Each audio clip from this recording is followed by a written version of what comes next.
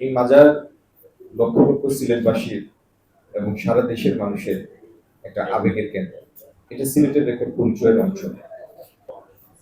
মাজার সংশ্লিষ্ট যে কোনো বিষয়ে সিলেটবাসী এবং সারা দেশের মানুষের গভীর দৃষ্টি থাকে।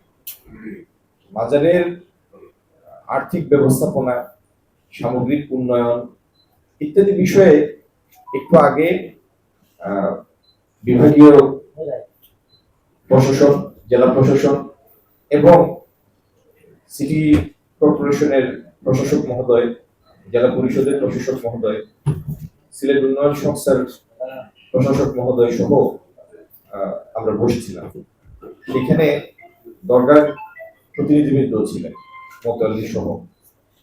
আমরা এই সমস্ত বিষয়ে আলাপ করেছি এবং আগামী দিনে দরগার উন্নয়ন এবং দরগায় যে সমস্ত দান আসে সেগুলির ব্যবস্থাপনার জন্য, অধিকতর স্বচ্ছতার জন্য উপস্থিত সবাই একমত পোষণ করেছেন।